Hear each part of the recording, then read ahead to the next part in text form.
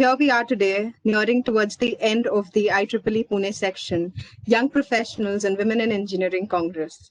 Thank you so much for investing your time this morning. My name is Ishita Rai, and I'm in the event management team of IEEE Pune section. Today, we have an amazing panel on the MS in US. And before we dive into the discussion, I would like to introduce you to our panelists. Our first panelist for today is Mr. Bhargav Deshpande. He's currently working as a software development engineer at the Amazon Web Services. He completed his bachelor's from the Government College of Engineering, Aurangabad, in information technology, and he completed his master's from the North Carolina State University in computer science. Sir, we are pleased to have you with us here today. Yeah, On this, I'm also like happy to join this and like folks join in the Sunday morning. So I'm I'm sure like folks are really inspired and motivated to do masters. So yeah, I'll try to help the best I could. Yeah, thank that's you. great. We are looking forward to it. Second on the panel today is Mr. Abhilash Manjunath. Mr. Abhilash is currently working as a firmware engineer at the Schweitzer Engineering Laboratories, SEL. He completed his bachelor's from NMIT Bangalore in Electronics and Communications Engineering and his master's from the University of Colorado Boulder in Electrical and Computer Engineering. He's also the current awards chair at the IEEE Seattle section. Sir, we are extremely glad to have you with us here today.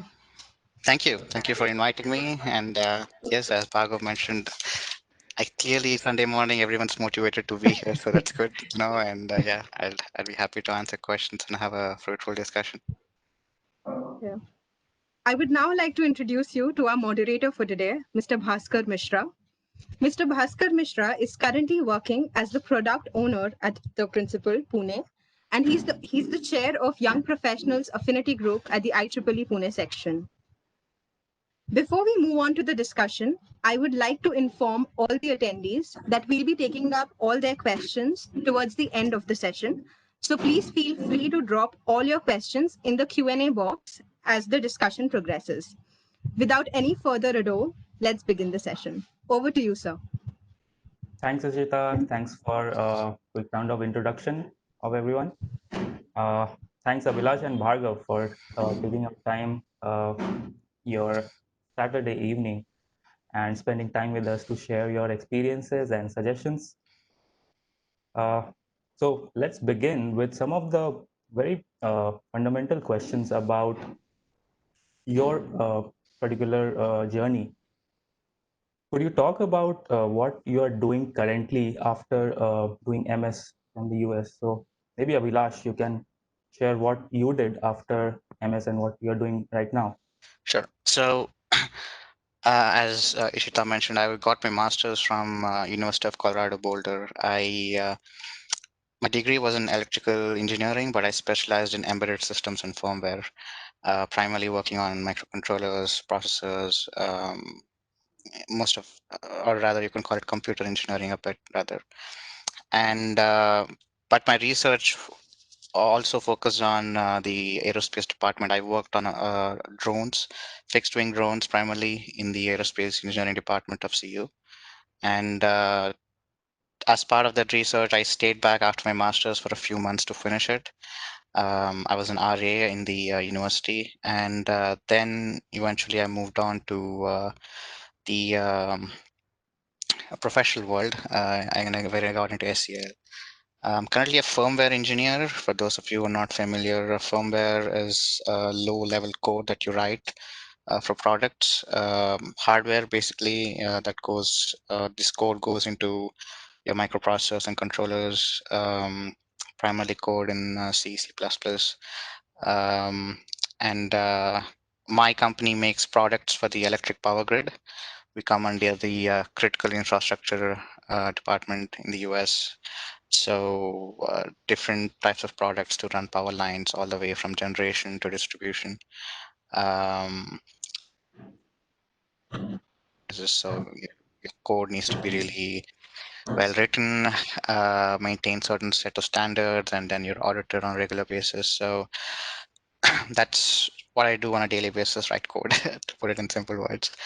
And Yeah, I've been with SCL for about almost 3 years now. Uh, it's been a different environment.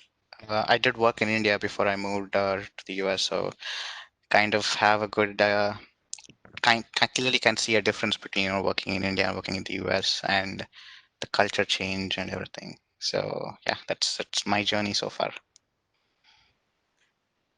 That sounds really well. Bhargav, would you like to tell So what you are doing currently yeah. and what you were doing before MS, and what exactly was your specialization?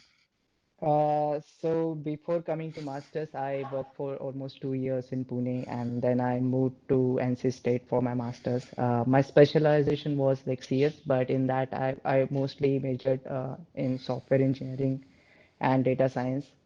And I did my internship in the last summer at Amazon, and I got a return offer from them, and I joined Amazon back in February this year. So I'm like pretty much new to the professional life in US. But like as Abhilash mentioned, like I too can see the difference in the work culture and the quality of work we do. So currently, I'm a part of AWS EC2 team. Like it's like a core service of AWS, and I'm writing softwares for like which helps customers to deploy the EC2 instances and all those things. So that's pretty much journey so far. Yeah, that's it. All right. Uh, some questions related to the specializations that you have done during your masters. So it's pretty clear that Abhilash has done something on the electronics side, and Bhargav, you have done something on computers and software engineering. So Abhilash, what are some of the variations in the specializations that someone who is willing to do a specialization in electronics or electrical can take up? So a couple of things are okay. The way the system works. Let me start there. The way the system works is you as soon as you enter your masters, you need the way CU worked at least was you need to take up about four core courses in electrical engineering at least, and these would have to be related to embedded because I was in the embedded specialization.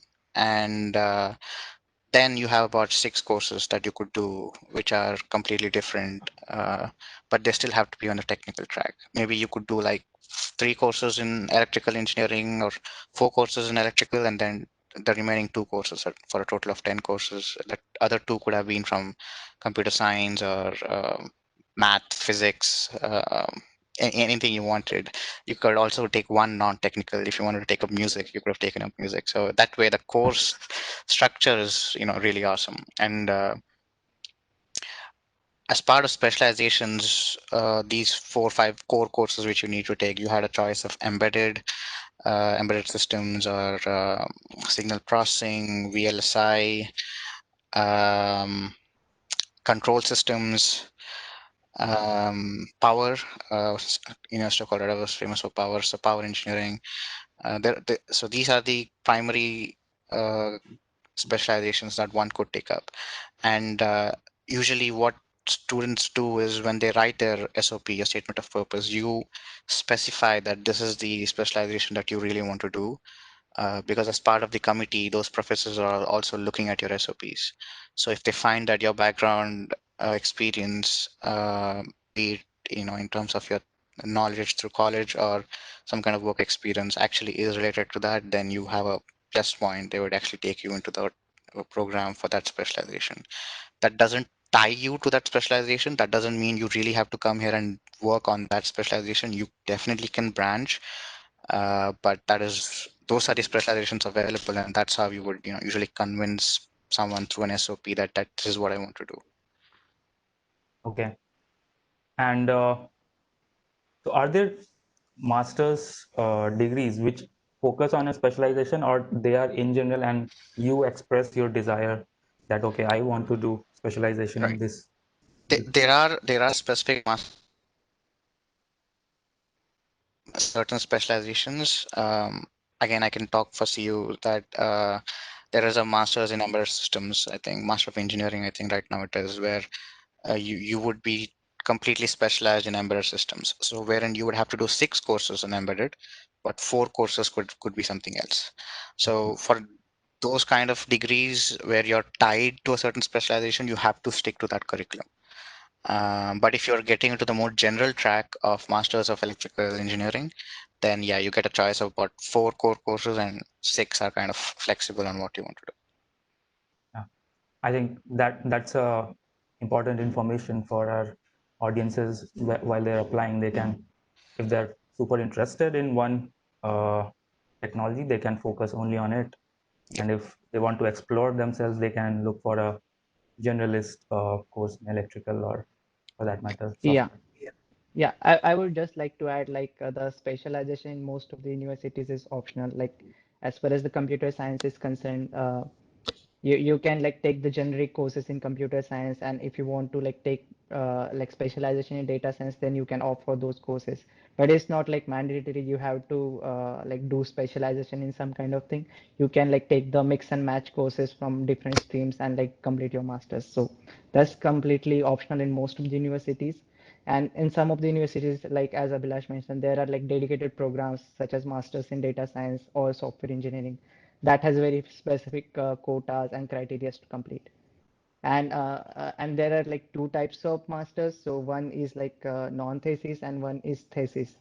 So like the non-thesis option is generally called as Masters of Computer Science, and the thesis option is generally like the actual MS that we talk about. But like it's up to you whether you want to opt for any of the option. That's completely optional. Yeah, I think Bhargav makes a good point there. I forgot to mention that. Thank you, Bhargav. So you have 2 choices, theses and non-theses. No one's going to force you to do a thesis, but if you are a research-oriented person, you can definitely take that up, find a advisor for yourself and get into that and do it. If you don't want to do it, you can definitely do just a coursework for your non-thesis, and that's good enough as well. But a Okay. thesis would usually help you towards a PhD. So if you have long-term plans Yeah, for a PhD, please do use the thesis coursework. yeah.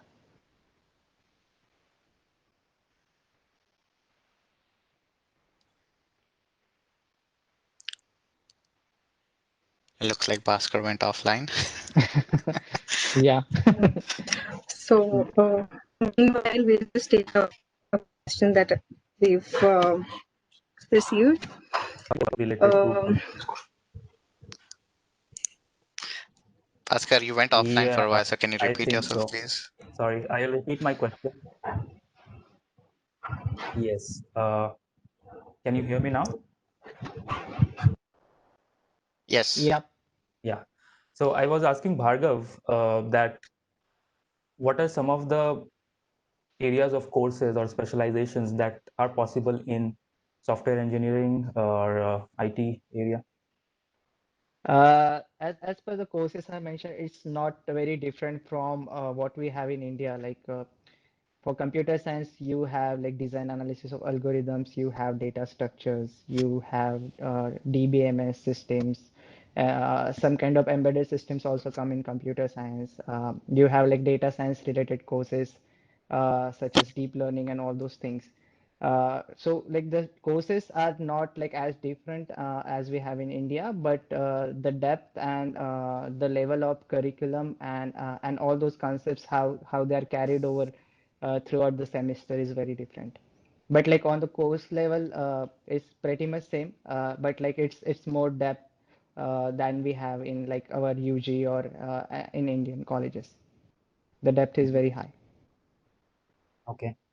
So does it mean there is a lot of theory and a lot of practical to do as compared to what you would have experienced here? Or what exactly you mean when you say I there's a think lot of most depth? of the courses, like my as per my university, like I guess it's the case for every university in the US. They are mostly implementation oriented.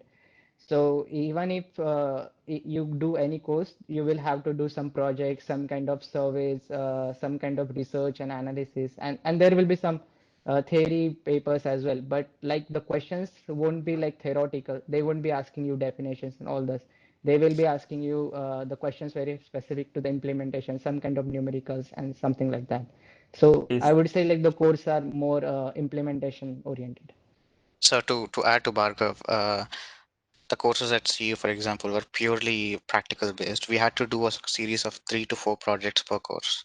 And or usually you start off with one small component of a project, and then you eventually start building to those components, and then you at the end of the course you make actually a big component of your hardware related code, and all this would actually add towards your final marks for the semester. So if you do 2 hours of courses, like again, your courses are not going to be morning to evening. You're not going to be sitting in college from 9 a.m. to 5 p.m. You're going to be sitting in one class from 9 to 10 and maybe 4 to 5, maybe 2 or 3 days a week. That's it. Like the rest of the time, you have to implement the homework, quote unquote homework. It's not really homework, but it's sort of homework. The Yeah, assignments given to you, uh, Lab. trying to understand what the professor actually said in class because it wouldn't really have made sense. So you have to go back and understand, read the textbook. Those foreign author books which you have completely neglected during your bachelor's, you'll have to read it in and out. And as he pointed out, it's going to be very implementation specific. If you have like there's one line in the textbook which you would have missed out, the question is going to be based on that. It's not going to be a definition, but it's the question is more going to be defined as why do you think that's the way it is. And yeah, yeah. it's going to take a lot of effort to understand what's going on there. Yeah, I can feel the pain. But like it's good for like personal development. And one thing I would like to add that like most of the professors do run plagiarism softwares on the submissions that students submit. So it's not like you just copied someone's homework or assignment. You will be caught up, and like the punishment is very serious. Like you can directly fail. So like no one dares to do that. So it's a good opportunity for you to explore the subject and learn yourself and implement that assignment. So Yeah. So you get a complete learning there. In otherwise, like I remember personally, sometimes I just copied homework in India when I was in UG, but like this thing doesn't happen in masters. So you need to learn yourselves and understand the things and then like go it to the end. yeah, because of this depth, topic which Bhargav brought up, it's you have to understand something from a completely conceptual point of view, right? You're not mugging up your textbook or your notes at this point. You're trying to understand something from the why part of it. Like you ask yourself why, how, what about 1,000 times, and this is not something you can do in a day. So you'll have to be preparing yourself from the very first day the semester begins, and you'll have to do this constant self-education, self-analysis of what you're trying to learn and how you're going to implement it. Um, yeah, it's not going to happen in a day. So you have to put in a lot of effort to understand what's going on. So it's not just understanding that what the concept is, but Yep, actually understanding that where that yep, uh, solution will break and where it will work. yes. Right? Perfectly put. Yes, how it's implemented, why it's implemented, and what is wrong with the implementation. Nothing is ever perfect. So he'll also be asked what is wrong with this. So both of you touched about research. Abhilash, you mentioned you were an RA, and the depth that is extraordinary in the studies there. So, will Abhilash, would you like to talk about what is an RA, what an RA does, Sure. and what's the research environment there? So usually in universities, the way it works is a research assistant is someone who is working with a professor who's their advisor, and usually you're working towards your thesis.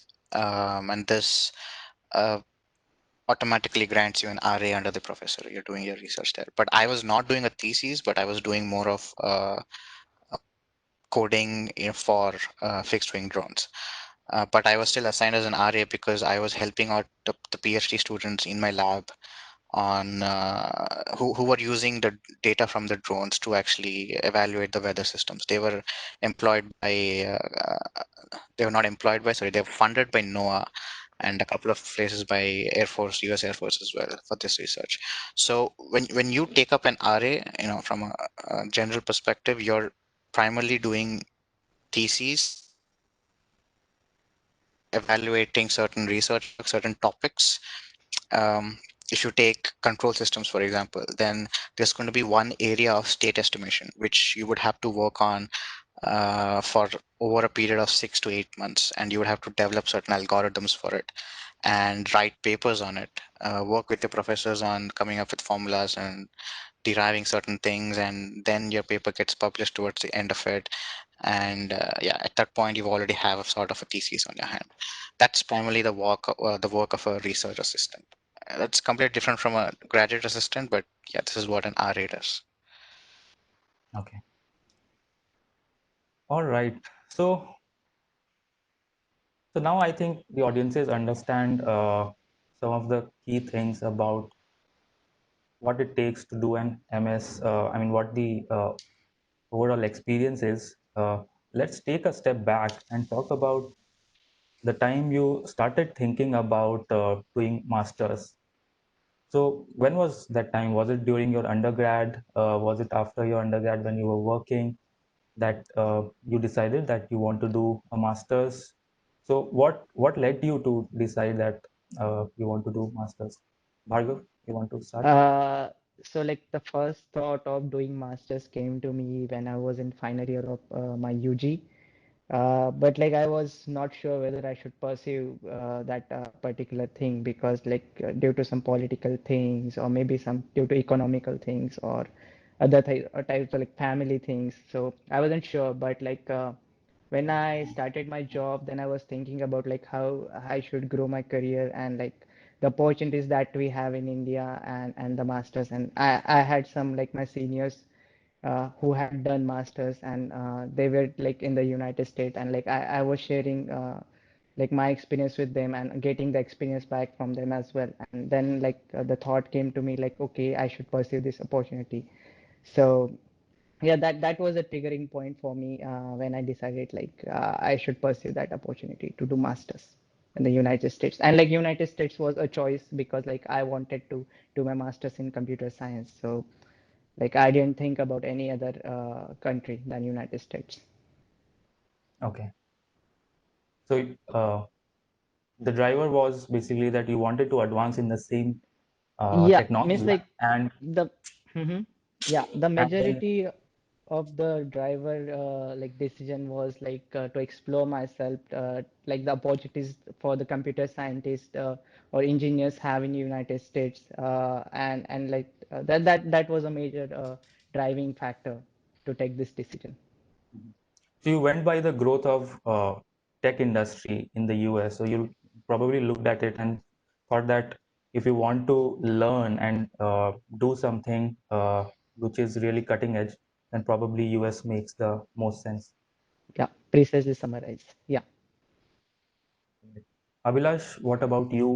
What was the trigger? Yeah. So for me, I've been a I've been an aerospace fanatic for a long time. I'm sure Bhaskar knows about this. I was involved in a couple of satellite projects as well. I wanted to get into aerospace, and unfortunately, that's not something you can pursue in the US because most of the jobs are tied to the government, because aerospace comes under defense. So towards my third year of UG, I think I kind of realized that a master's in aerospace is really not the best option in the US. Now, I decided US very early hand because I do have a couple of cousins living here, and do have friends who moved to Europe. And I know that if you are concentrating on mechanical or automotive industry of sorts, Germany is definitely the place for you because you have a lot of opportunity there. But apart from that, if you are concentrating on any kind of other engineering discipline, like computer science or um, electrical or anything of that sort, US was definitely the leader, and the most advanced technologies were in the US. So I had made my mind up about US, but then it was, what do you do if not aerospace? What is the next best thing that you can move towards? That's when I started evaluating, and then I realized embedded systems is something I'm interested in. And I was of the notion that getting a bit of work experience in India and then moving to the US would be beneficial for me. Um, I did not heed with people, but because I thought this would be a good idea. But the problem happened was I went into IT, and now I'm not in IT. So that experience didn't really count towards anything I do here. But yeah, eventually, I think over the end of my fourth year of engineering, I decided that I'm getting my master's, and that's when I prepared for my GRE TOEFL, and I gave it, and I moved here after a year. Okay. All right. So,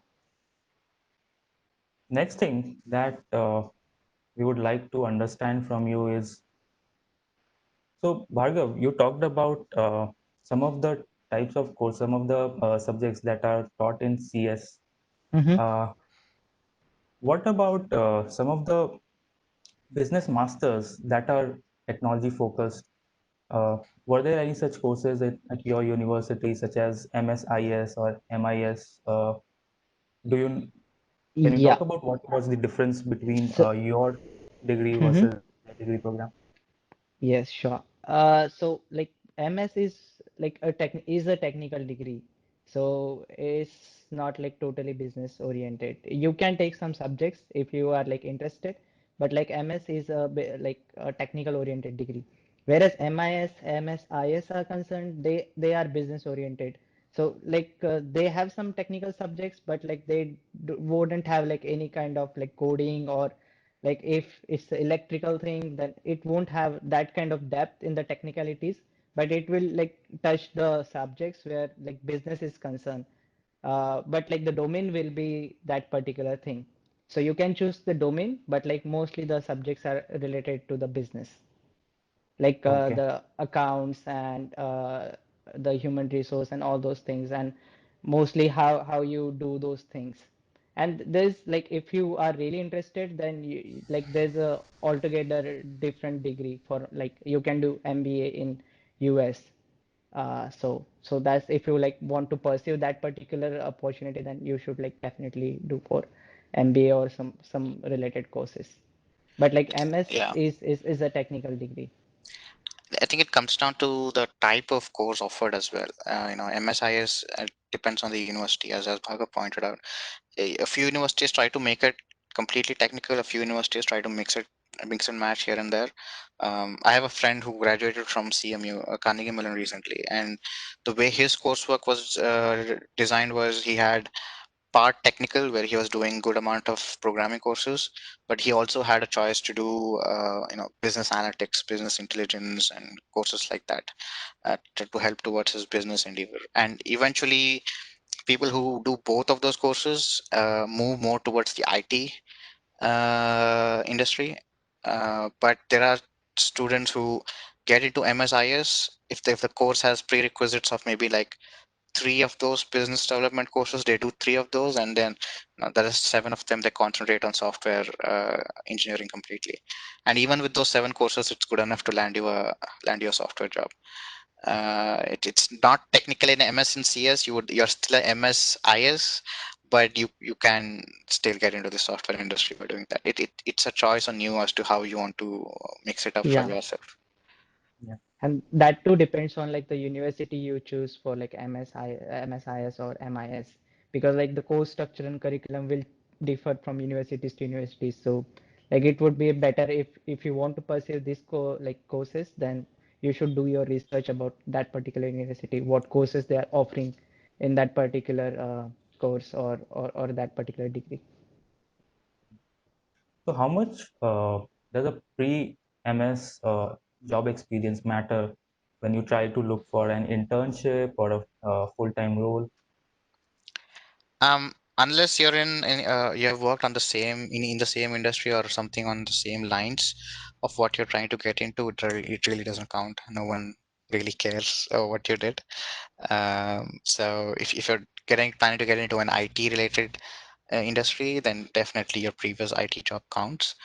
Um, if you've worked even in a really small startup in India, but you actually have work experience with what you've done, it's more than enough. No one really discriminates you on if you worked on a startup or a big company or what it is, as long as you have the relevant work experience for your Yeah. specific domain.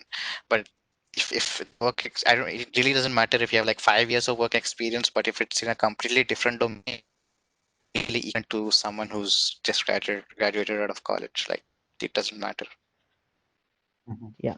Means like if you Oh, share the same technologies, then you can like apply for those particular jobs, and like then you will have some advantage of, about like other candidates who don't have expertise in those particular domain. So like it sometimes help, but like as Abhilash mentioned, it depends on like which particular job you want to pursue.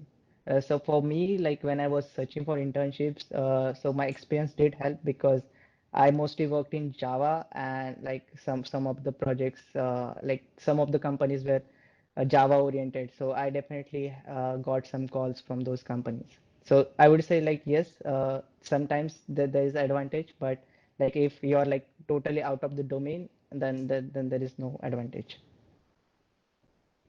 right. Uh, Going back, taking a back step again, and talking about the schools. So, how did you shortlist the schools that you want to apply to? And was it just the school? Was it a combination of the school and the program that is being offered? And I think that there are some programs, I mean, especially the 2 year programs where you can do an internship, and there could be 1 year programs where internship is not as much possible. So, how did you make the choice of where to apply? So for me, since I had decided I wanted to get into embedded, I did a good amount of research on which are the best universities out there for it. And University UPenn, University of Pennsylvania, is currently the best university for embedded. And I took their coursework. I did a lot of homework. I took their coursework and then I compared it with every other university, what kind of courses they offer, if something is related to that coursework, how the curriculum is, what kind of technologies are being taught there, how the students are doing it. Because personally, I believe hands-on experience is very important. So, I try to focus more on a university which is more hands-on rather than being purely theoretical. So course comparison was definitely one of my primary ways of finding out which university to get into. Second, obviously, it comes down to the university itself. Even though the university might not have the best name for it by well for the specific course you're working on, but if the university as a whole has a good name, then getting a call from recruiters is easier because we have campus career fairs, but they're not placements. People come in this, you have a career fair where the company representatives are standing, and then you have to sell yourself to them, tell them, give them your resume, tell them why you think they should give you a call. So if you're from a really good university, you have really good companies coming for your career fairs. But if you're not such a great university, you don't have a lot of companies coming in, so you'll have to do all your applications online. And comes down to your city. If you get into something like SJSU, San Jose State University, for example, it's located in the heart of Silicon Valley, right? So you have so many companies around you that getting an internship is really easy of sorts. Uh, so people, that is why I also try to get into SJSU. But I hope there's no one getting into STSU here, but I know STSU doesn't really offer the best coursework in terms of what you want to pursue. So it's a trade-off. It's a personal choice. What do you want to do? Do you want to get into the best university, the not so great coursework? Do you want to get into a university which has a really good coursework, but by itself doesn't have a great name? Or do you want to focus on the location? It's purely a personal choice. You'll have to do your own research on what do you think is the best for you. But end of the day, you don't have to worry about it. Everyone gets a job. There is a dearth of highly technological advanced people here. Everyone wants to hire you if you're good at something. So a job shouldn't be on the first thing of your mind when you're trying to apply. Try to focus on what you get to learn. Yeah, Right. definitely. Like I had like same experience. I did my research, so like everyone have to do their own research. So just want to add few things. So one thing I also noticed, like when I was looking for universities, was like the tuition fees of those universities.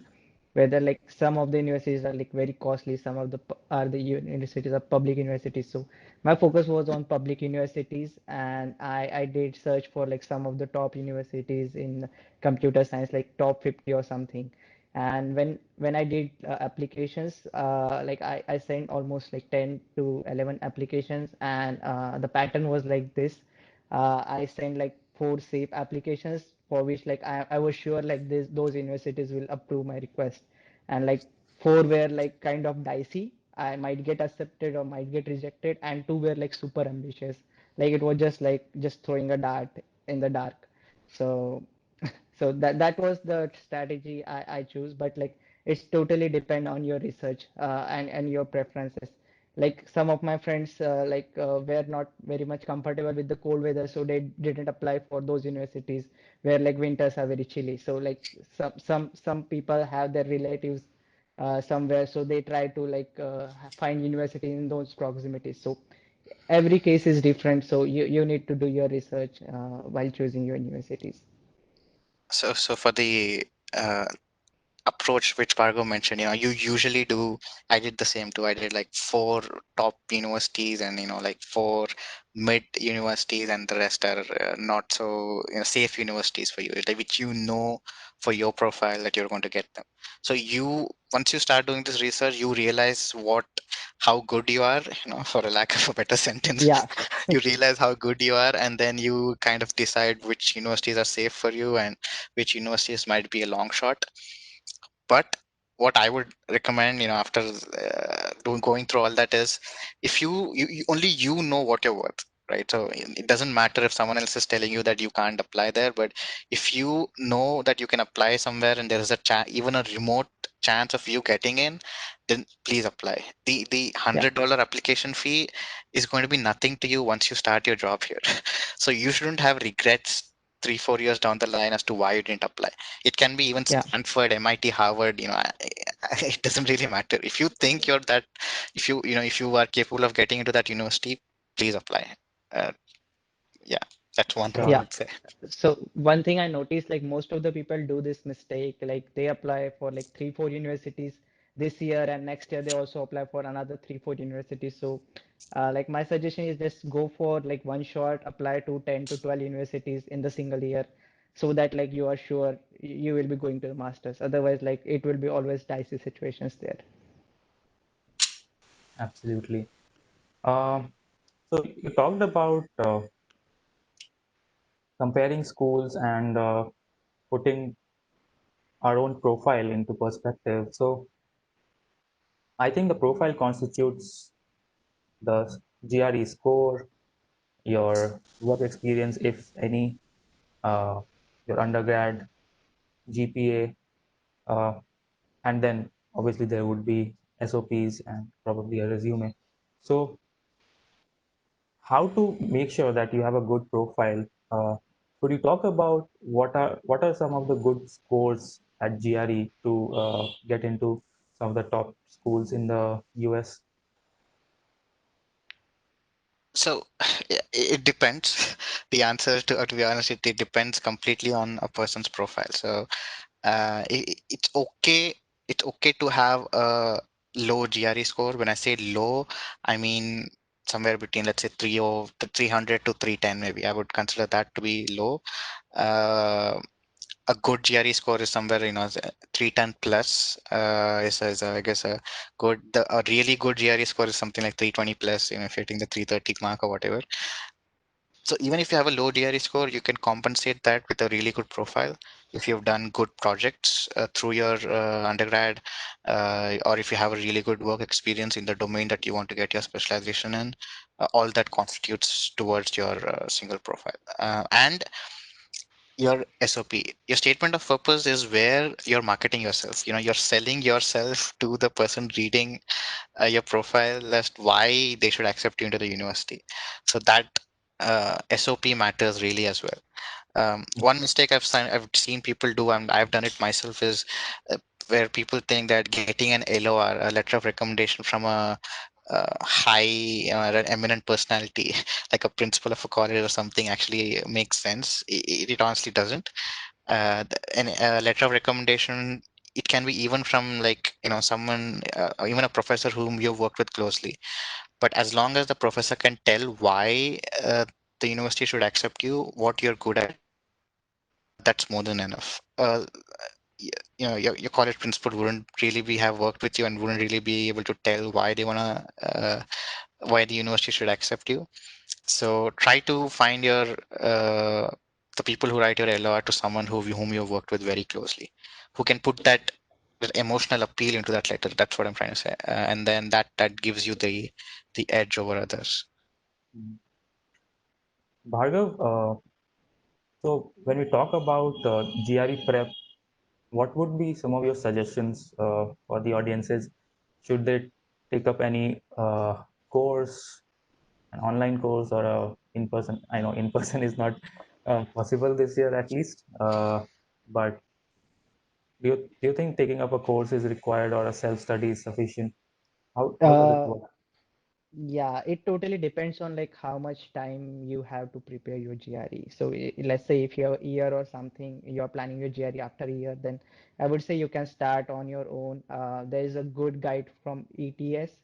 So I actually I when I started, I used that as my reference, and I didn't use any classes or consultation. So yeah, definitely classes do help because they provide you some like tricks that they have learned throughout the years. So that would definitely help you to increase your score. But I would say it's not like compulsory you should go for any courses. So it's up to you how you have to invest your time. There are some online courses as Mangush as well. So if you don't want to go for like any in-person classes or like their online coaching, you can try for like these companies as Mangush, or I guess there is Crunch Prep companies there. So there are a lot of companies. So you can have their test materials.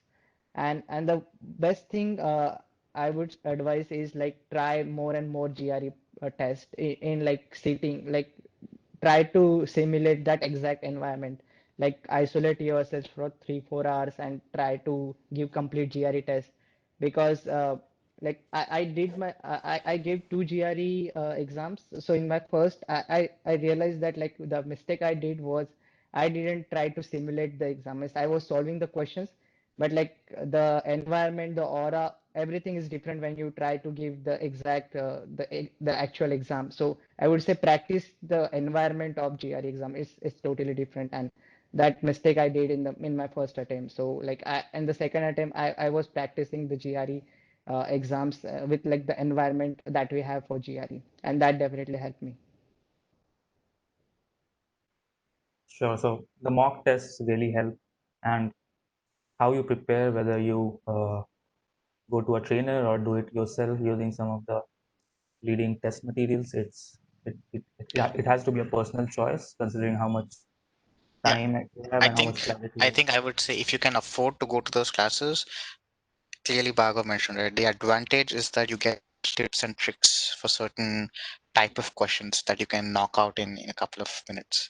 There's like certain set of ways you can solve a certain question.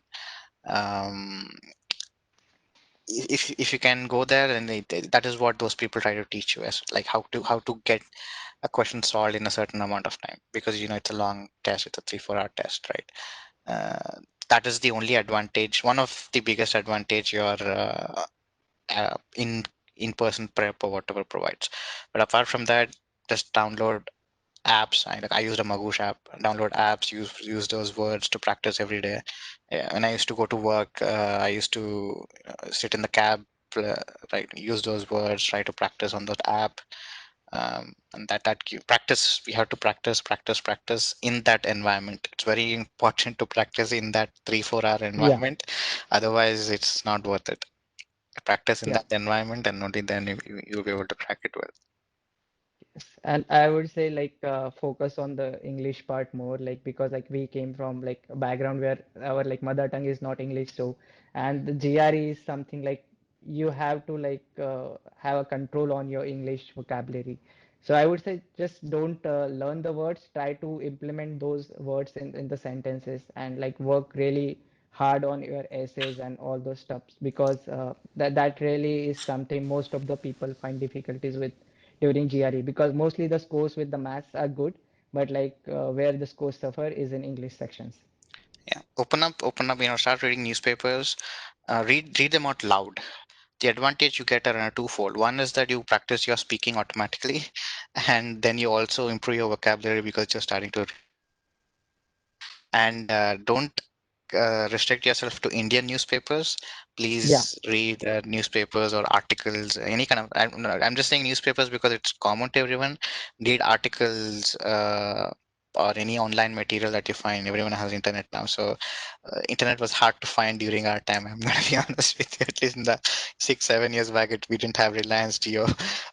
So go on, read articles, read newspapers from other countries like US or Europe or wherever.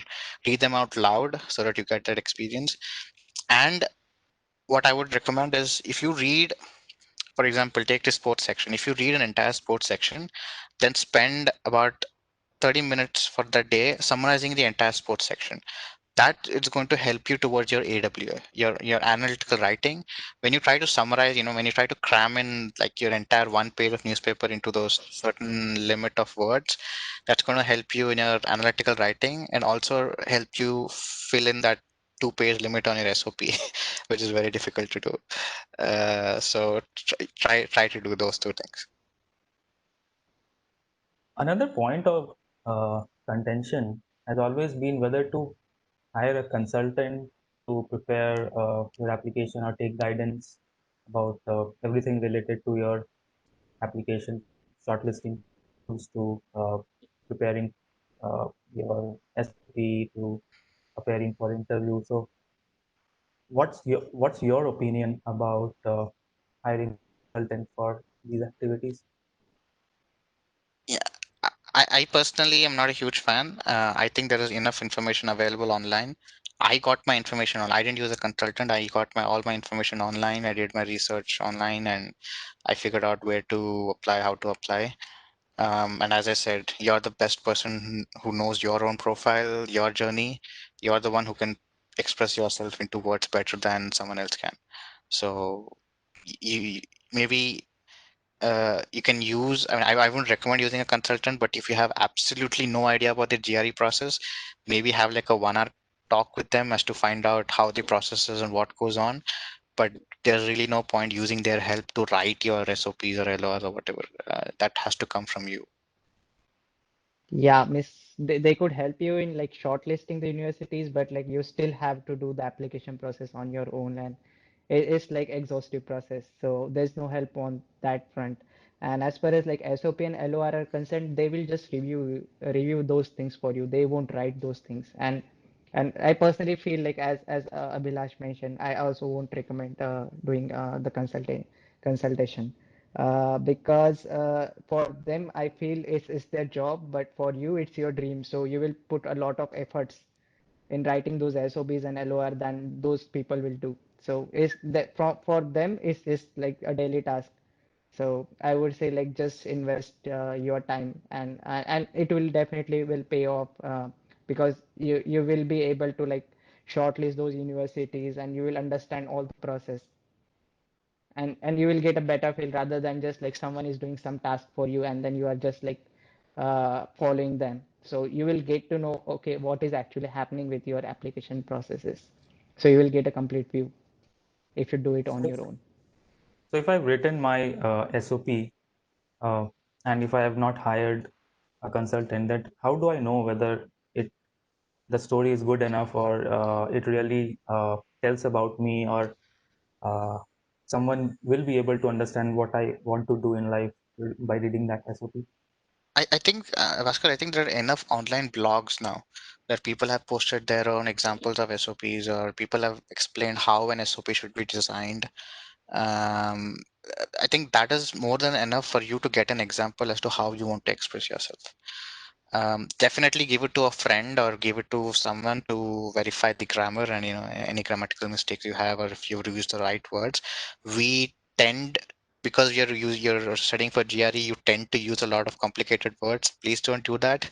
Try to be as simple as you can. Use simple English words, and have one of your friends or your English professor, if you're if you have one, then have them go through it. But I think there's enough information to know how the flow is going on, or if you have actually mentioned everything you want to mention. Yeah, I would yeah, advise the same. Definitely proofread your SOPs with someone. Also, if you have someone like your friend or your senior, like who has done who has like gone through this process, then you can ask him or her to do the review for you. So that would be a good starting point. And yeah, as Abhilash mentioned, don't use some fancy words. Just try to be simple. I read one blog where it was like a person applied to the Stanford University for some like music course, and his complete SOP was like based on how he loves music, and that application was accepted. So try to be as genuine as possible, and don't bluff or like exaggerate your achievements. So try to be like honest with them as well while putting your application on that. Otherwise, Yeah, like I think people will like do lot of like we have done this and that, but they know based on your application and all those things, they could understand if you are like telling the truth or like just it's just a simple lie. yeah, So I I would think say just to be add to genuine. that, right? It's you made a very good point. They've been reviewing applications for a very long time. Those people are, if you take a typical professor who is maybe like 40 plus years old or 50 plus years old, they've been doing that for a long time. They've reviewed maybe a couple of hundred applications, maybe from, like, if you have an old college, then they've already reviewed a lot of people from your college. They already know what kind of students are coming out of your college or your university. So if you try to be really smart about it, they're going to know you're lying. So be completely honest. Your SOP is a statement of purpose. You're trying to tell them why you want to do it. You're trying to tell them why you want to get into the university. What is it that motivates you? You can definitely mention what you did, why you think your current experience actually will help you further your field. Don't try to don't spend like an entire page of the SOP trying to boast about the university. Like, oh my God, you've got a great university. Oh, you got a great lab. You got that. Okay, no, that's fine. A paragraph of it is fine. I think you have a great university or whatever. But sell yourselves. Tell them the story of why you want to do what you're trying to do. That I think is the best thing. But yes, fitting that into 2 pages or whatever is the difficult part. So that is something you'll have to put enough effort on. So applicants can always write, I mean, do their own research, see examples, write it on their own, and then share it with their friends and family members to proofread it and to validate whether someone else who will read, because when we write it, we may always think that, okay, we have written the right thing, but to get it proofread, definitely we can take help of our friends and relatives rather than relying on a Yep, completely stranger. I would do Yeah, that. I would definitely do that. Get your SOP reviewed multiple times. As part of your entire application process, I think the first thing that they would go for is your SOP. I think they would evaluate your SOP, and then it, I mean, if you give me a 3 page resume, I'm gonna just skim through it. I'm gonna look through a couple of things. Even now, when we go through our hiring process, we just skim through our resumes. We don't really read your resume. But if you're given, for example, if you give me a cover letter, I'm going to read as to why you think you want this job. So if you give me an SOP, I'm going to read why you think you need to get into my university. yeah. Everything else is additions to that, I guess. Yeah, just Sure. addition to that, and don't like use the same SOP for every university. Like most of the people just edit those university names and like paste that SOP in every application. So please don't do that. Like your SOP should be very specific based on your research on that university, why you think that particular university is a good choice for you. So it may have a good lab, or it may provide a good course that you really want to pursue, or it may have a really good professors. Those are doing research in the field that you interest. So try to like highlight those things and be very specific to that university while you are doing SOP for a particular university. Just don't use the same SOP in every single application. Sure. And one of the things that applicants should always do is they should reach out to alums or current students from the school that they are going to apply to find out more about, I mean, some of the very uh, specific things that is not very evident on the website of the school or uh, some of the forums. So probably they can speak to them to understand better about the school, and then they should think about applying to it, and that research, as Bhargav mentioned, will help them in writing a personalized SOP for that school. Maybe so that comes down to the networking aspect. I think that's a difficult job given how strenuous this process is, right? If you're trying to reach out to people, your alums from like 10, 11 universities or 12 universities, it takes a lot of effort because not everyone's going to reply to you, especially if someone's doing their masters. Trust me, they've not had enough sleep. So they're not going to, if there are multiple people reaching out to them, they're not going to have enough time to actually talk to that person or whatever, unless you have a personal relationship. Maybe it is easier to reach out to alums when you have 2 or 3 universities in hand, and then you want to make a choice between them. That's when the alums can help you out really as to look, this is, I've been here a few months now, I think this is what it is. I think this is the advantage that this university would give you over the other one. um, so maybe you could choose this, or maybe you could choose the other.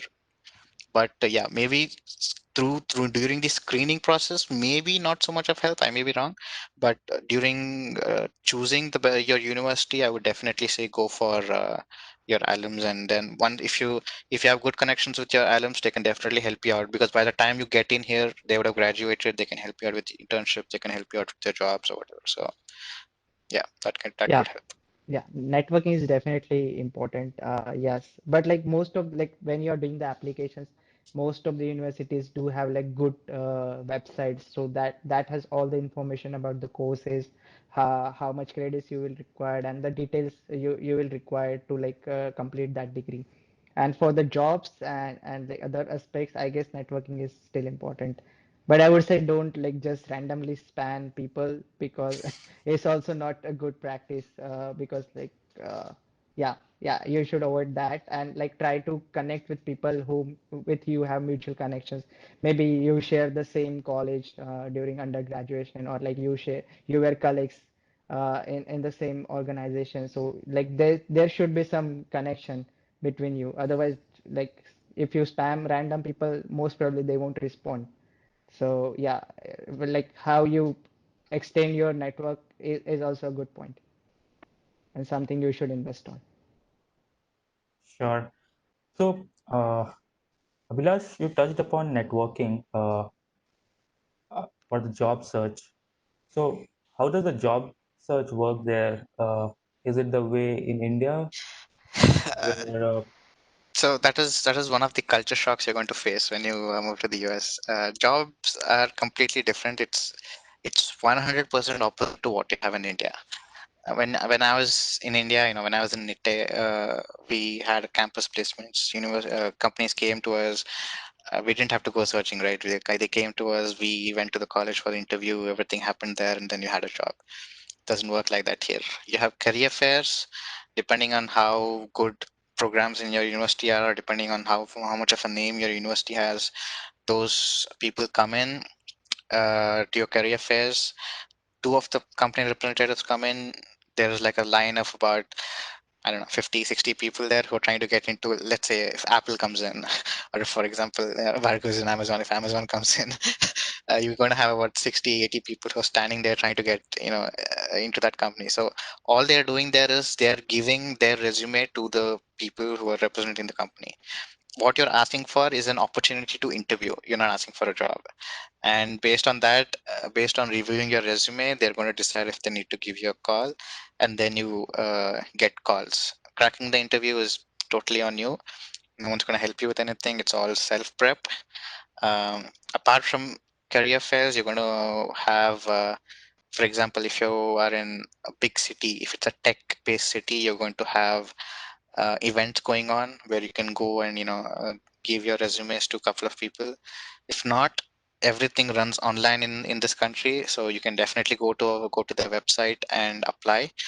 But the chances of you um, getting a call from a recruiter is a little bit less than you being referred by someone within the company. So if someone in the company refers you, you will definitely get a call. Again, cracking the interview is on you, but you will definitely get calls if someone refers you. So from that perspective, networking is important. You need to know a whole lot of people, someone whom you can reach out to and say, hey, look, I need a job. can you please help me out with it? What that person will do is just refer you, and then you have an interview at hand. And you will reach a point in your life, in your masters, where you're like, all I need is interviews. You will have interviews, and then it's going to come down to a point where you need to figure out which interview to crack and how. So Yeah, please network. Please reach out to, yeah, for Bhargav ads. So please participate in organizations. Please, like, I was in IEEE, so I had a few friends there who could help me out. If not IEEE, any organization that you can use to meet people. Go to social events in your colleges. Colleges are huge. You have so many social events happening. Please attend those social events. We are not great at communicating. Communication is a skill that you need to pick up. We are, kind of come from a culture which is pretty much shy. We don't talk to a lot of people except your own friend group. You don't go talk to strangers, but here it's kind of opposite. So go introduce yourself to people, talk to people, and that's the only way to be relevant, I guess. And I think Abhilash made a great point about IEEE, that he was an IEEE volunteer in India, and then he moved to the US and he continued uh, staying in touch with IEEE there, and that helped him network there in the US as well. Yeah, I was part of the IEEE Denver section as well when I moved here. So I had I was in touch with a lot of professionals there. So I got interview calls from like Qualcomm, NREL, a few other tech companies. So I yeah, any organization, IEEE is definitely one of the biggest ones here. So please use that networking opportunity that you have for your advantage. yeah. And I would say like use sites like LinkedIn. They are like best platforms to network. So yeah, I would say use like to the maximum level. Like on LinkedIn, everyone like will be able to connect with everyone. So I would say like just connect with them, like follow them, and yeah, and don't spam a lot of people's. But like yeah, you can definitely approach if there's a need, then you can definitely approach people, and then you can be very specific what you require and how they can help you. So when you reach out on LinkedIn, one tip I can give you is please don't keep sending out requests. You need to mention, in your invite. LinkedIn gives you an option when you try to send requests that why you want to connect to that person. So send out a note in that as to, hey, look, I think this is why I want to connect with you, because LinkedIn is purely a professional platform. It's not, Facebook or Instagram or whatever. It's purely professional. So add a note as to why you want to connect to that person. Once that person understands, they can add you to their network. Your LinkedIn network should be in such a way that you can reach out to any of your connection, and they should be able to get back to you and help you with a referral or any kind of professional advice or whatever it is. So use it as a specific social media platform for your career purposes. Be very specific to whom you accept, be very specific to whom you send requests, and what you want out of that virtual social relationship. Definitely. So please always include a note if you are sending a LinkedIn invitation to especially those whom you have never met. Uh, One thing, it's related to applications. So how much role do you think extracurricular plays? So Abhilash, you mentioned projects people can do, and uh, if people have a relevant pre-masters experience, then that definitely helps. Uh, do you think So, that extracurricular plays an important role in the applications? so when you say extracurricular, do you mean technical or non-technical or what? Like, what do you mean extracurricular? Uh, by non-technical volunteering or cultural, that So, that show that right. person has a well-rounded Yep, personality rather than only focusing on yep. technology. So any extracurricular counts. Let me put it that way. It can be technical, it can be non-technical. You can be a guitarist, you can be a piano player, or you can be one of the smartest guys in a scientist laboratory. I don't care. Any side activity counts, as long as you can mention why that is passionate to you and how that has helped you in your personal life to develop a certain skill. If you've been playing football or something, if you've been playing cricket, uh, how that helped you in teamwork, or how that helped you if you're the captain of a team, how that helped you acquire leadership skills. But if you're let's say you were learning an instrument, but you spent a lot of years trying to master a perfect craft, right? Anything that you learn is very important. The reviewers want to know what it is that you did apart from your, because everyone expects you to have a life. So please mention any extracurricular activities that you have, what you gain from it, and how important that is to you and why you're passionate about it. It is very important part of your application. Yeah. And so those who are attending this panel discussion, they have a great opportunity to get in touch with their IEEE volunteers and start finding opportunities about volunteering with IEEE, where they can polish their management skills and leadership skills. So recently there was a uh, portal launched by IEEE Young Professionals. It's called volunteer.ieee.org, where you get so many different types of volunteering opportunities that you can do completely remotely. All right, one last question that, or maybe two questions. After that, we'll get into Q&A. So my first question is, what do you think is the ROI of doing a master's? Some of us may get a good scholarship, some of us may not. Do you think it really makes sense to take a loan, go to the US, leave a comfortable job in India, and do masters? Do you think it ever pays back? So I think there are sub questions to your question there. So let me start with the last one. Does it make sense to leave a good job in India and come to the US? It definitely does. I have seen how different the work culture is. I have seen how much in technology you've advanced. You're advanced in the US, not just the projects or the things that you work on, but even the tools you use, be it hardware, software, anything of that sort. It's definitely a step ahead than what you have currently in India. I have not worked in startups in India, so I don't know the startup culture in India, but I do know startups are coming up rapidly in India.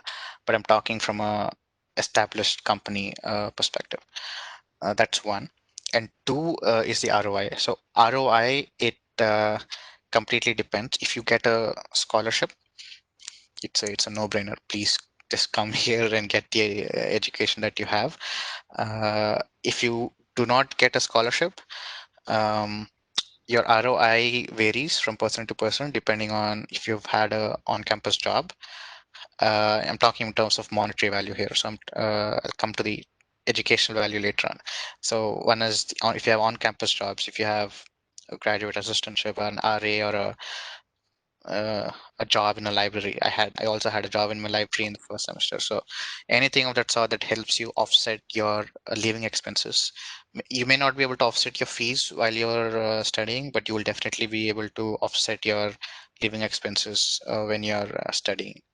So that, and then after you graduate, currently OPT gives you 3 years without an H1B. So within those 3 years, you would definitely be able to pay off your loans and living a healthy lifestyle in the US. It's not like you're starving. You're definitely living a healthy life and you will be able to pay off your loan. But from a technological and from an educational perspective, the ROI is again really great. You would be studying again, as I said, the entire curriculum is different. You get to work with professors, work with individuals who are very passionate about what they do. You get to learn a lot from people of different cultures, right? It's very multicultural. You get to meet people not just from the US but different parts of the world, and each one brings in their own experience. So that way you get to learn different cultures, different work ethics, different technological advancements, different types of I don't know how to put it, different type of educational um, I don't know, values or skill sets, I guess, that you can eventually, if you want to go back to India, you can take to India. When by the time you're in India with a good amount of work experience here, you've already, a step ahead of your peers who have been in India, and you can then advance your career in India as well. So from that, an overall ROI, it definitely makes sense to me. Financial burden shouldn't be something that should be, pulling you back. There are definitely a lot of options to overcome your financial burdens. Research them, and you'll definitely find a way out. Yeah, I am on the same page with Abhilash. For me personally, I think like ROI shouldn't be just the monetary aspect.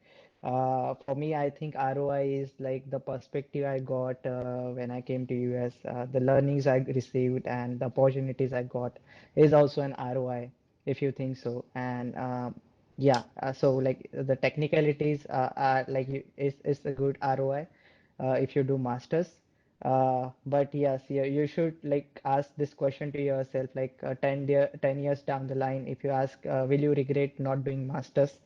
And if you don't regret, then don't bother doing masters. But if you will regret, like if I have the opportunity and I should have done that, then please come and do your masters, because like you shouldn't like keep the regrets, and you should like always follow your heart, what you believe, and that's ROI in a different perspective. So yeah, just don't think like ROI in terms of monetary aspects. And in like when I came to this, there were a lot of political situations going on, so I wasn't sure as well. And I asked this question to myself, okay, what happened if I have to come back to India? And I was like, okay, I'll have the learnings, I'll have more technical experience, so I'll do the job and I'll be able to pay the debt in, let's say, 5 years or something, and then everything will be normal. But I still have a degree in masters, and then I can still apply and come to the States or any other country in the world. So yeah, if you say it's just a perspective, how you think about the ROI and how you feel about that. Uh, so you talked about, both of you talked about coming back to India as an option. So if someone wants to come back to India, say 5 or 6 years after graduation from the US, so does it make sense? And what kind of roles do people get? Have you seen any examples around you? Yeah, I think so. If it makes sense, is personally, again, it's all a personal perspective. If you want to come back, for your family reasons, your personal reasons, or whatever reasons they are, it's a no-brainer at that point, because you have to go back, and that's what satisfies you, personally, right? Your job is 9 to 5, but 5 to whatever time is all this time you spend with your family, and that should be, you should be leading a happy life there as well. What kind of roles do people get? I think if you've been on a software engineer role here, you would end up being on a software engineer role even there, right? So you would be doing the same thing, except that you learn you learn the art of risk taking when you come here. So maybe you would go more towards startups, or not so big companies. When you go back to India, you would want to challenge yourself when you go back. Personal perspective again. Again, I don't know if everyone would agree. Um, so that's one thing which would kind of change from you, from a large corporation point of view, to something, even if company sizes stop matching to you after a certain point of time. You want to just work on good stuff. So, and India right now it's been developing amazingly. So even in technology, we've been going way ahead. I can speak for Bangalore because I'm personally from Bangalore, and Bangalore has been developing a lot of good amount of startups and technology. Um, Again, from if you want to talk from a monetary perspective, it's again a no problem, because I know people who have gone back. Like, I know a couple of people from Qualcomm who have gone back, and they retain about 50% of their pay. 50% of that US pay back in India is a lot of money. Yeah. So yeah, I think it Yeah. makes sense from both perspectives. Yeah, other safe option could be you can take internal transfer to the Indian office of the same organization. I guess that's very possible, and some companies do also promote, if you want to go back to your home country, then they have some internal programs where, like, I know one person who was in Google California, and then he took internal transfer to Google Bangalore, and that's completely possible, and it's very smooth process if you really want, like if you have any family reasons or personal reasons. So it's definitely up to you how you want to proceed with that. But it's And very, yeah, there's safe option. And I like, I would agree with Abhilash as well. Like once you have like indulge in this kind of work environment, you will try to pursue startups or like more of your own things when you go back to India. Like most of the like people prefer that particular approach rather than and like maybe working. Yeah, yeah, maybe after meeting so many different type of people here from different countries, you may not want to go back to India. Maybe you want to go to some other country. So yeah, keep that's totally possible. so yeah, keep that in the back of your head as well. Yeah. And uh, so there are many I've seen who come back from the US after getting rich experience working in top companies, getting to know how to get things done, and they start something of their own in India.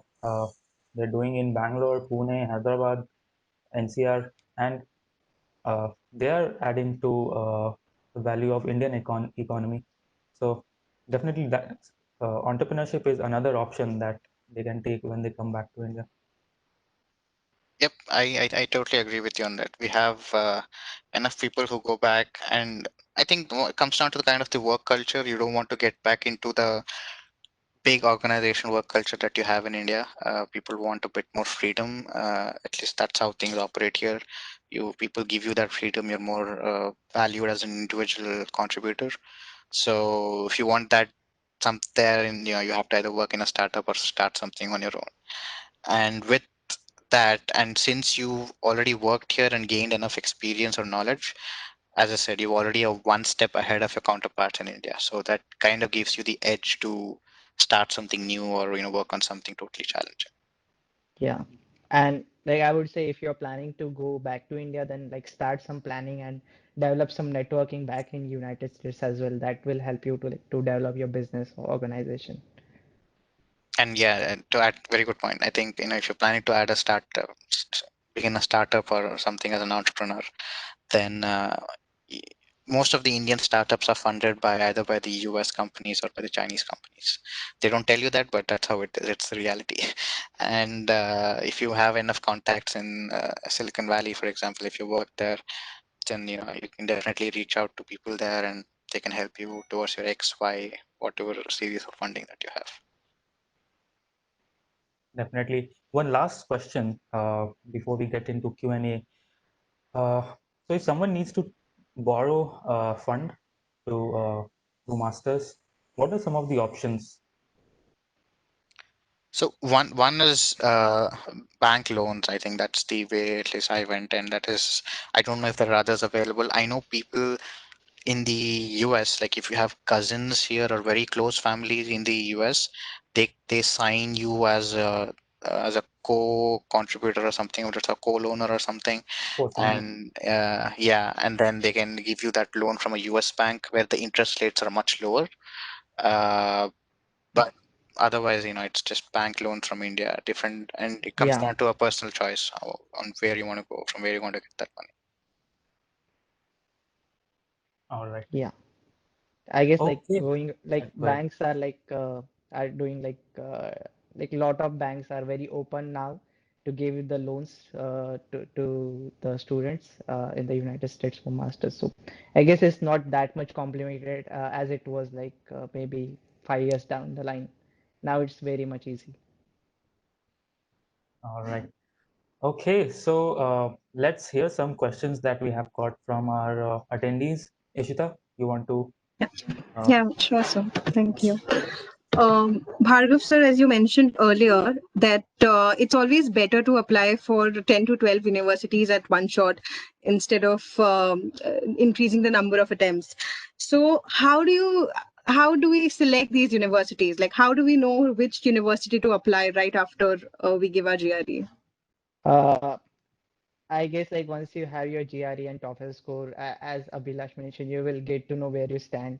So you can contact a lot of people, your seniors or like some like the people or alumni of some universities, and I guess like when you do your research, when you try to find like what are the top universities in your domain, you will get to know, okay, these are like top rated universities where I stand, then I can apply for like some of the safe universities, and then you can check with like some of the profiles. Like there are good websites that help you to like evaluate your profile and like suggest some of the universities.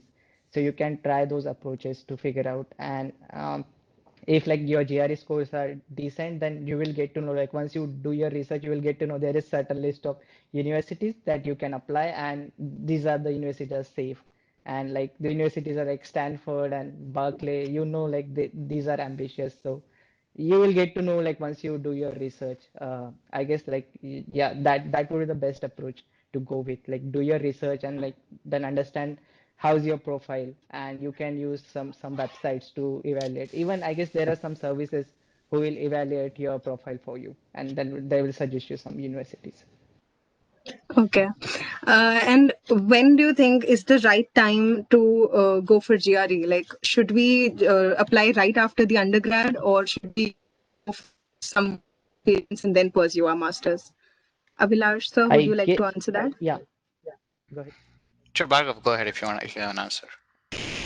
Yeah, so for me, I guess it's a personal choice because I have seen people who are directly came after masters and have done really well in getting the jobs. So it's like it depend on the individual itself. And I guess like one advantage people have right after doing the undergraduation, like they are in the sync with like the learning phase. And when you are working, then like there's some gap, and like when you go back to the curriculum, you face some difficulties in understanding the concepts. You forgot some concepts, and it's a different phase. Like switching back to the curriculum is difficult. So like when I went back after like doing 2 years of work, and I was like, okay, this is something different, and I need to like really go back to my concepts and understand those. So like the recent undergrads have that advantage because they are still in that phase. Yeah, but I think one more thing I'd like to add is if you're going to get work experience, please make sure it's something that's relevant to your domain. That's if you've already Yeah, decided that you want to do your masters, please get into a company, that something that you're going to pursue. And it doesn't matter if it's really small, if it does, whatever it is, the company size doesn't matter. It's the work that matters. So keep that in mind when you're trying to get work experience, and don't wait too long for your masters. Get it as early as you can. For reasons Pargo clearly mentioned. You start getting lazy as you get more, as you stop studying. yeah, and Yeah. and like one advantage of doing your job is like you will save some money, so you will have that kind of advantage when like the dollar and rupee difference kicks off. So you will have some buffer amount that you can use in that particular period. So yeah, the job does save you some money, so you can use it during your masters. Oh, okay. Were there any cultural shocks that you faced while studying abroad? Like, how did you adapt to it? We're gonna have a long conversation about it. Yeah, that should be a different session altogether. so, a lot of culture shocks, but you eventually get used to them. It's basically the primary thing is communication. I was personally, again, I was not like such a huge. I did talk to people, but I was not such a huge communicator. Again, I'm going to turn to Bhaskar to prove this. But you eventually learn some things over time. You start talking to people. People are very direct here. People come to the point, and people are very friendly. They're not too shy or whatever. That is one of the culture shocks, and. Uh, People are again private about a lot of things. You need to understand what you can share, what you cannot share, what you can ask people, what you cannot ask people. And yeah, basically your day-to-day stuff changes, just drastically changes from how things are in India. So that those tiny things add up over time. So that's why there are a lot of things which maybe, I don't know if we can't pinpoint anything. Bhargav, do you have anything? Yeah, you won't definitely see any traffic for sure. Yeah. But yeah, means like I would say like the culture shock will be only for like a starting point when you try to like figure out okay what's the difference between like rupee and dollar. You try to like convert each and everything you bought, Yep. but like it's only for 15 days, and like when the courses kicks off, trust me, you won't have any time to think about these things, and you will be just doing your work. I And think it's again to add to that, it's your if people find it difficult to understand our accent a bit, but that's something you pick up over time. You start, and if you've watched enough Hollywood movies, it's easy for you to understand them, but they can't understand you. So you end yeah, up repeating yourself at least 10 times to them, but then eventually you start changing the way you speak English or whatever, and then it's a skill. You just pick it up. yeah. Okay. And my last question to you is: MS in US different from MTech in India? I I have not done my research on MTech in India, but given the way education works in India, at least I can tell you that the education in India is not technically focused. There's not a lot of stuff that you do hands-on, unless there are universities which offer that.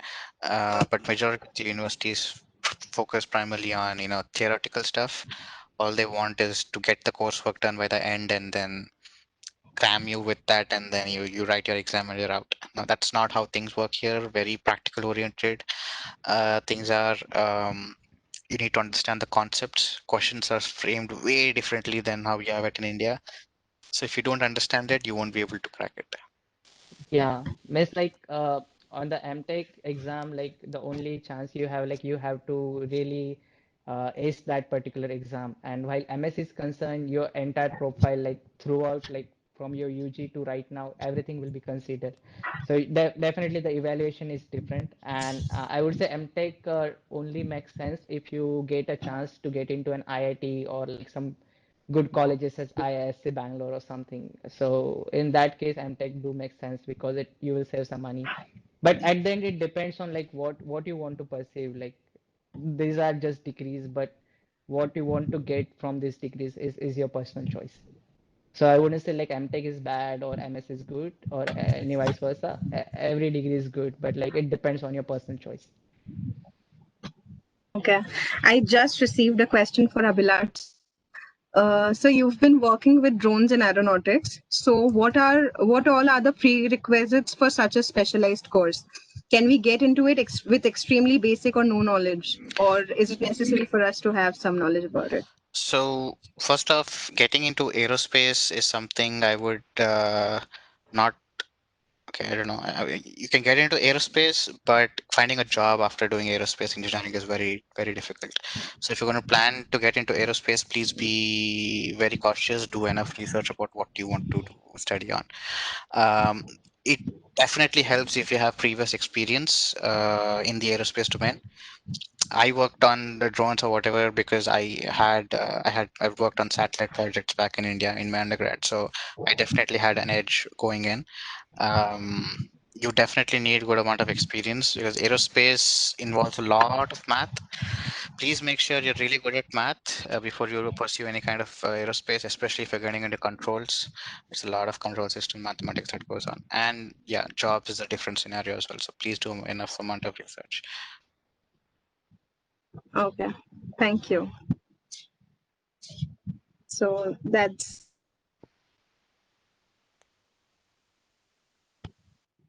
All right, thanks, Ishita, for bringing up the questions from the audiences. And Abhilash and Bhargav, I hope you enjoyed the discussion, and the discussion I feel was really fruitful for the attendees. And so this is being recorded, and we'll post the video on YouTube channel of IEEE Pune section. So it will be there for those who are not able to attend. Thanks again, Abhilash and Bhargav. Thanks for staying up late and answering our questions. Yeah, Definitely, just a typical Saturday for me, but thank you yeah, for inviting, and yeah, I hope I've provided people with enough information. yeah. Thanks for inviting, and yeah, it was a good, really interactive session. I really enjoyed that. I hope like it was useful. Yeah. Thanks. Have a good Thank you. night. Bye. Yeah, thank you. Have I a good one. I would